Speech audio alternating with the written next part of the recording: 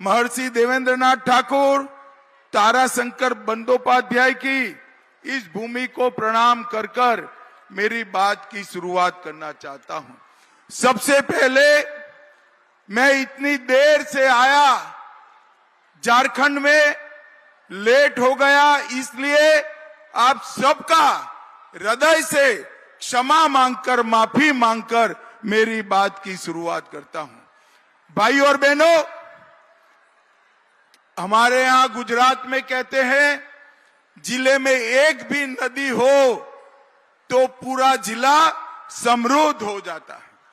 हमारे वीरभूम भूमि में जिले में 19 नदियां हैं, मगर आज देखिए कम्युनिस्टों के शासन और तृणमूल कांग्रेस के अत्याचारी शासन के कारण ये नदियां भ्रष्टाचार का अड्डा बनी है, अवैध रेत खनन का अड्डा बनी है।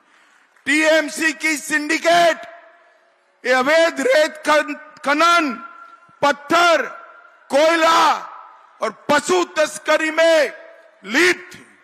ये सिंडिकेट ममता बनर्जी के भतीजे की सह पर चलती है।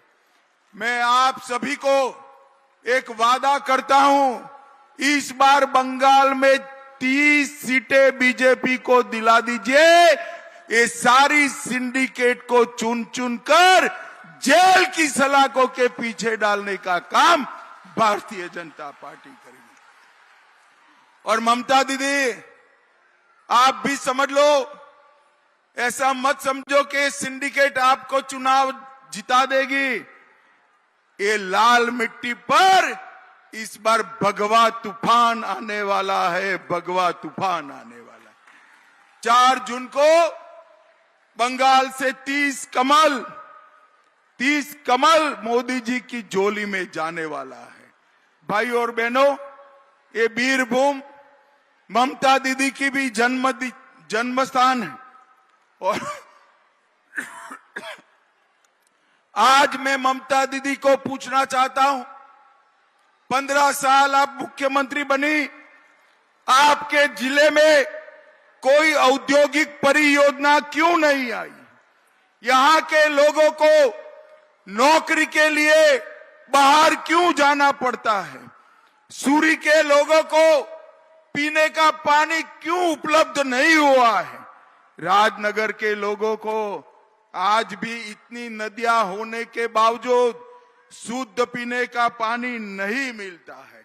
ये हमारे वीरभूम जिले में चिकित्सा सुविधाएं भी नहीं है, और शक्तिपीठ और ये 5 महादेव होने के बावजूद पर्यटन का भी नामो निशान नहीं है। और अवैध रेत का खनन, उसका कारोबार बहुत फल फूल रहा है। भाइयों बहनों, शुभेंदु दा यहां बैठे हैं, मैं आप सबकी ओर से कहना चाहता हूं, शुभेंदु दा, इस बार वीरभूम जीतकर 30 सीटें हम जीत जाए तो आपको आने वाले दिनों में ये सारे काम वीरभूम के पूरा करने की जिम्मेदारी लेनी है। भाइयों बहनों, तृणमूल कांग्रेस का मतलब है तुष्टीकरण, माफिया और करप्शन। मुझे बताओ वीरभूम वालों, ये घुसपैठ रोकनी चाहिए या नहीं रोकनी चाहिए? अरे जोर से बोलो, रोकनी चाहिए या नहीं रोकनी चाहिए? और जो शरणार्थी आए हैं हमारे मतवा समाज के, उनको नागरिकता देनी चाहिए या नहीं देनी चाहिए? ममता दीदी, घुसपैठियों को तो आप लाल जाजम बिछाकर स्वागत करती हो, क्योंकि वो आपकी वोट बैंक है, मगर हिंदू, बौद्ध, सिख शरणार्थी जो आए हैं, इनकी नागरिकता का आप विरोध कर रही हो। मैं आपको बताता हूं, मेरे सामने जो हजारों लोगों का सैलाब है, ममता दीदी इस बार ये आपका हिसाब किताब करने वाला है, हिसाब किताब करने वाला। मां, माटी और मानुष, ये नारे के साथ ममता बनर्जी बंगाल की मुख्यमंत्री बनी, और देखते देखते तुष्टीकरण में मां, माटी और मानुस का नारा मुल्ला, मदरसा और माफिया में बदल गया। मुल्लाओं को खुली छूट दी है, मदरसों को हमारा धन दिया जाता है और माफियाओं को गरीब जनता पर लूटमारी करने के लिए खुला छोड़ दिया है। ममता बनर्जी जी, ये सारी चीजें अब आगे नहीं चलेगी। भाई और बहनों, अनुव्रत मंडल जानते हो ना आप सभी लोग? जानते हो या नहीं जानते हो? अरे डरो मत, जेल में गए वो, जानते हो या नहीं जानते हो? इन्होंने यहां ये सारा अवैध कारोबार खोल दिया था, गौ तस्करी में लिप्त पाए गए और आज दोनों तिहाड़ की जेल की हवा खा रहे। आज मैं कहने आया हूं, जो कटमनी चलाते हैं, जो सिंडिकेट चलाते हैं, अभी भी सुधर जाओ, समय है। हमारी सरकार बनने के बाद यहां कटमनी और सिंडिकेट चलाने वाले को उल्टा लटका कर सीधा करने का काम ये भारतीय जनता पार्टी की सरकार करे। भाइयों बहनों, मैं आपको पूछना चाहता हूं, बंगाल में भ्रष्टाचार बंद होना चाहिए या नहीं होना चाहिए? जोर से बोलो, होना चाहिए या नहीं होना चाहिए? एक गरीब युवाओं को नौकरी देने का काम जिन पर था, वो मंत्री के घर से 51 करोड़ रुपया मिलता है। कांग्रेस के एक एमपी के घर से 350 करोड़ रुपया मिलता है। झारखंड के एक मंत्री के पीए के वहां से 30 करोड़ मिलता है। मैं हजारों लोगों की, कम से कम 50,000 लोग हैं, किसी ने 300 करोड़ साथ में देखा है? भाई देखा है? जरा बोलो, देखा है किसी ने? उस और बताओ, देखा है? अरे वीरभूम वालों, ये पैसा किसका है? ये पैसा वो मंत्री साहब का नहीं है, पार्थ चैटर्जी का नहीं है, ये पैसा बंगाल की गरीब दीदियों का है, बंगाल के युवा का है, जो ममता के आशीर्वाद से लूटकर अपने घर में डाले। और ममता बनर्जी कहती है हमारे पर ईडी आई, सीबीआई आई। ममता दीदी, ईडी और सीबीआई हमने नहीं भेजा, हाई कोर्ट ने भेजा है। और अगर किसी के भी घर से 50 करोड़, 350 करोड़ मिलेगा तो ये तो मोदी सरकार है। भ्रष्टाचार करने वालों के लिए एक ही जगह बाकी है, जेल, और सबको जेल के सलाखों के पीछे जाना पड़ेगा। भाइयों बहनों, एक कटमनी और सिंडिकेट से पूरा बंगाल परेशान है। आज मैं कहने आया हूं, आपने बहुत सारा समय कम्युनिस्टों को शासन दिया, टीएमसी को दिया। एक 5 साल भाजपा को दे दो, 30 कमल खिला दो, यहां हमारी कमल फूल की सरकार बनेगी। एक कटमनी और सिंडिकेट वाले बंगाल छोड़कर भाग जाएंगे, इसका मैं आपको वादा करता हूं। भाइयों और बहनों, ये वीरभूम में डराने के लिए बम धमाके होते हैं।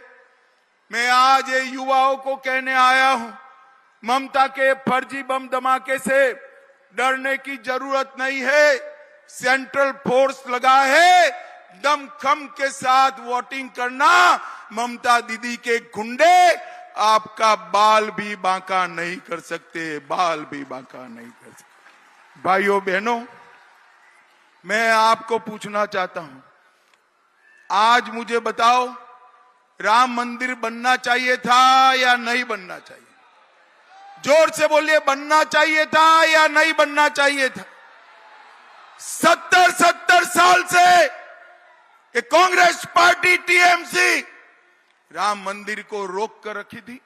आपने मोदी जी को दूसरी बार प्रधानमंत्री बनाया, 5 ही साल में मोदी जी ने केस भी जीता, भूमि पूजन भी किया और प्राण प्रतिष्ठा कर जय श्री राम कर दिया। और भाइयों बहनों, ये कांग्रेस पार्टी के शहजादे राहुल बाबा, उनकी माताजी खड़गे साहेब, ममता दीदी, अभिषेक बनर्जी, ये सबको निमंत्रण भेजा गया था, मगर वो नहीं गए। राम लल्ला की प्राण प्रतिष्ठा में नहीं गए, क्योंकि उनको अपनी वोट बैंक का डर लगता है। उनकी वोट बैंक कौन है जानते हो ना भाई? जानते हो या नहीं जानते हो? आप लोग नहीं हो। उनकी वोट बैंक तो घुसपैठ कर कर यहां जो आतंक फैला रहे हैं वो लोग हैं। मगर मैं आज बताने आया हूं, हम उनकी वोट बैंक से नहीं डरते हैं। मोदी जी ने डंके की चोट पर राम मंदिर को बनाने का काम भी पूरा किया और कश्मीर से धारा 370 को समाप्त कर आतंकवाद को देश से समाप्त करने का काम नरेंद्र मोदी जी ने किया। भाइयों बहनों, मोदी जी ने नक्सलवाद और आतंकवाद से इस देश को मुक्त कराने का काम किया है। और आज इतनी सारी दीदी बैठी हैं यहां पर, संदेश खाली की शर्मनाक घटना का भी मैं आपसे बात करना चाहता हूं। ममता बनर्जी एक महिला मुख्यमंत्री है, उनके नाक के नीचे सालों तक उनका ही पार्टी का नेता संदेश खाली की गरीब माताओं पर अत्याचार करता रहा, शोषण करता रहा। ममता बनर्जी तुष्टीकरण की राजनीति के कारण उसको रोकी नहीं है। मुझे बताओ माताओं बहनों, संदेश खाली की बहनों को न्याय मिलना चाहिए या नहीं मिलना चाहिए? जोर से बोलिए, मिलना चाहिए या नहीं मिलना चाहिए? जब इसको पकड़ा तो उन्होंने कहा कि ये तो सीबीआई फर्जी काम कर रही है। ममता जी, आपको मौका था, आपने वोट बैंक के डर से नहीं पकड़ा, हाई कोर्ट को ऑर्डर करना पड़ा। हाई कोर्ट ने सीबीआई को ऑर्डर करा, घर पे रेड डाली तो ढेर सारे शस्त्र भी मिले। माताओं, भाइयों, बहनों, इन्होंने वोट बैंक के लिए सालों तक धर्म के आधार पर गरीब माताओं का शोषण होने दिया है। इसका जवाब इस वक्त के चुनाव में आपको देना है। भाइयों बहनों, ये बीरभूम में ढेर सारे विकास के